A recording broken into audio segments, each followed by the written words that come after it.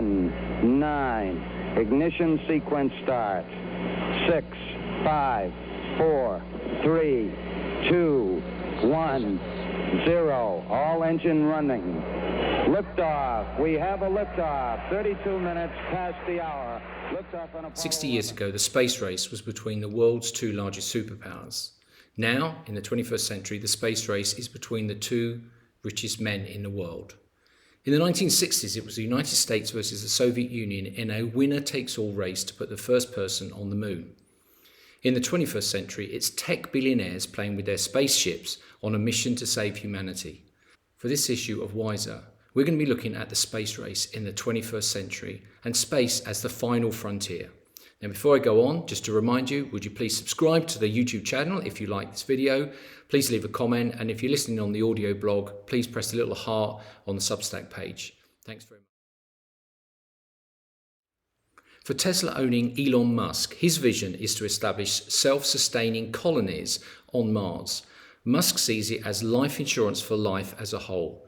In the event that something disastrous happens to planet Earth, such as climate change or artificial intelligence getting out of control. For Amazon founder Jeff Bezos, he wants to build gigantic floating colonies in space that one day will be home to trillions of us. Worried about the future of planet Earth, Bezos believes we have a better chance of preserving it by taking resources from other planets. Now, feuding between Elon Musk and Jeff Bezos isn't new when it comes to space. The current spat is about SpaceX winning the contract from NASA to build the reusable lander to return American astronauts to the moon. Blue Origin also bid for the contract and went from being the most expensive to being the cheapest through the procurement process. But despite being the cheapest, Blue didn't win and Bezos isn't happy. He's now challenging the NASA decision and calling foul. However, from what I can see, this wasn't about price. SpaceX won because they offered NASA the flexibility to launch and bring back the biggest payloads ever. Over 100 tons, which was significantly greater than the capacity of Blue Origin. Now just think about that for a second. The SpaceX Starship payload capacity is the equivalent of sending 8 double-decker buses to the moon and back. But there's a lot more going on in the space economy than just SpaceX, Blue Origin, and you've got to throw in Virgin Galactic for good measure. In the 52 years since Apollo 11 landed on the surface of the moon, there have been more spacecraft sent to Mars than any other planet in the solar system. According to Google X Prize, the global space economy is worth $433 billion a year and is expected to grow to $600 billion by 2030. According to Professor Herakleos of Warwick Business School, commercial companies now account for about 80% of the global space economy. And as an interesting side note, the combined wealth of Bezos, Musk and Richard Branson is about $375 billion, which is roughly the size of the GDP of Denmark. Now, I came across this research from KPMG, who have analysed the key trends behind this growth in the space economy. They broke it down into these 5 pillars. These are their words. Number 1, humans will live, work and holiday in space, which they describe as you'll most likely know an astronaut, as many will experience space, but not everyone. Space travel will be a collaborative global venture, and living in space will be easier, but still not easy. New medical conditions and new treatments will arise as a result of this. Number 2, deep space exploration. We'll mine water from the moon by 2030, and we'll be able to grow food in space. Virtual reality companions will exist to help with mental health when traveling long distances in space. We'll operate machines remotely and perhaps finally discover evidence of life in space. Number 3, space business models. Most businesses will be space businesses and the government will be a customer. Essentially, the space business will be what startups are today. Terrestrial industries will have a presence in space. Countries will work together to tackle the industry. Manufacturing will be doable. Number 4, space data comes back to Earth. Space data will be commoditized, but it will still be regulated internationally. Artificial intelligence will be normality, and governments will start conducting census from space. And finally, number 5, sustainability in space. Sustainability in space will benefit sustainability on Earth, and space will have its own legal jurisdiction. Space ecology will be necessary for younger generations, and it will be offered as a master's program at universities. Well, that's what KPMG think. Let me know what you think in the comments below. But as well as saving humanity and giving thrill rides to the edge of space for very wealthy individuals, an area of huge focus in the commercial space economy is the mining of asteroids. As the world runs out of much needed minerals, some think the best place to look for them would be mining asteroids as they pass Earth. And that raises the question of who owns space. The United Nations Outer Space Treaty of 1967 states no nation can claim sovereignty of any celestial body. The United Nations Moon Treaty, signed in 1979, modifies that slightly, suggesting governments and companies can benefit, provided there is also a benefit for all mankind. To illustrate the size of the prize of mining asteroids, take asteroid Davida. It's the 7th largest in the asteroid belt and is the most valuable. It contains valuable materials such as nickel, iron, cobalt, water, nitrogen, hydrogen, and ammonia.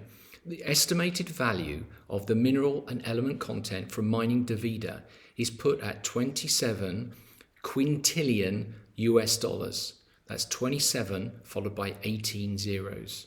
And Davida is only one of about 15 asteroids with mining potential. Now let's look at the three main companies. SpaceX.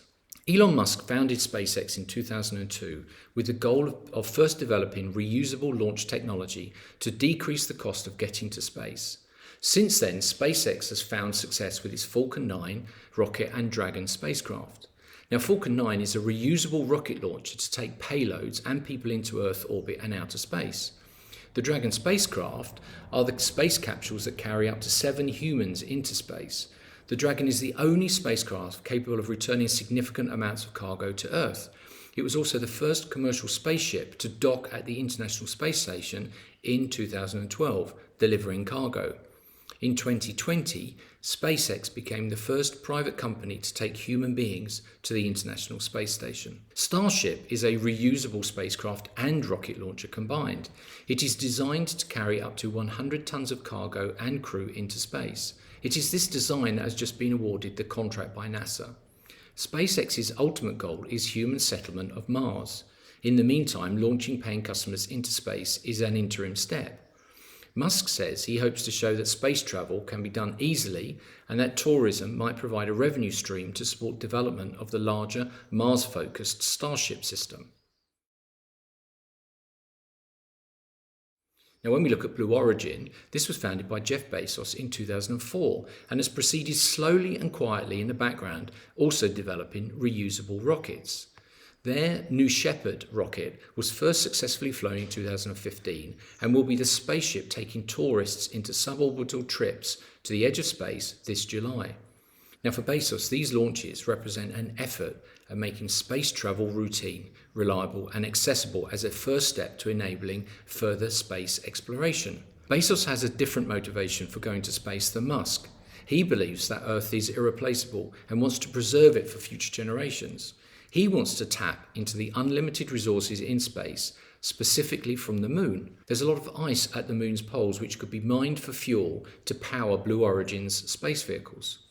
Bezos ultimately wants to create something straight out of 70s science fiction, space colonies. These are large floating settlements holding 1 million people or more that can support animals and plants as well.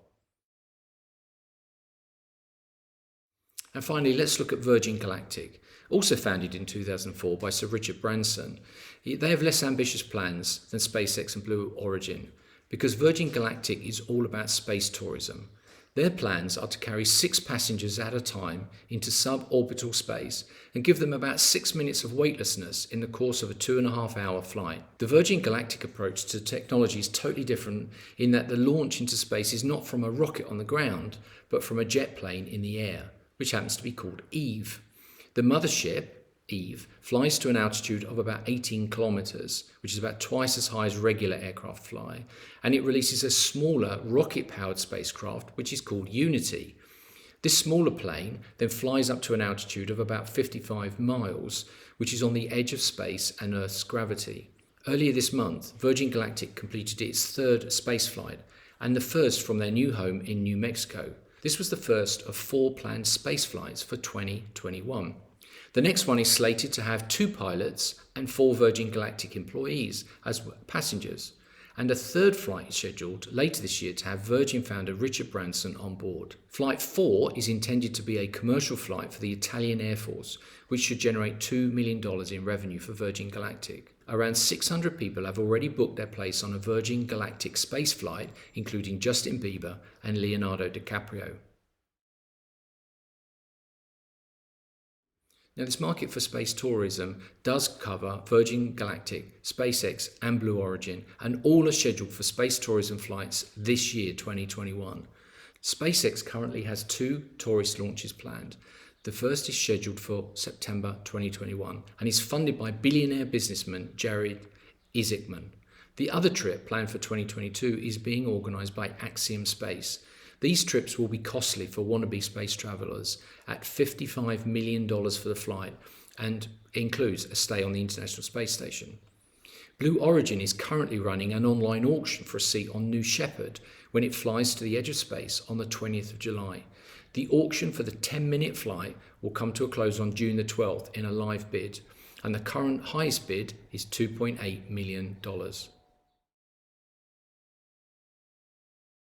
Now, a sobering thought to finish on. There have been thousands of launches into space since 1957, when the first human-made object, which was Sputnik 1, was launched by the Soviets. And it's getting worse, with the number of launches increasing each year. There were 114 launches into space last year alone. Recently, the uncontrolled re-entry of debris from China's Long March 5B rocket made world news because of its sheer size and the risk of damage. It is just one example of the problems of space debris and traffic management. Currently, there are about 3,400 operational satellites in orbit and about 128 million pieces of debris. Surprisingly, given the amount of space in space, the risk of collisions and debris falling to Earth is a growing issue. To address that, the United Nations has issued guidelines on the long-term sustainability of activities in outer space, as if plastic bottles in the Indian Ocean wasn't enough for us to contend with. That's all for this week. I hope you've enjoyed our little trip to the edge of space. If you've liked this video, please hit the like button below, leave me a comment and hit the subscribe, or if you're listening on the audio blog, hit the heart button, and I'll see you soon. And remember,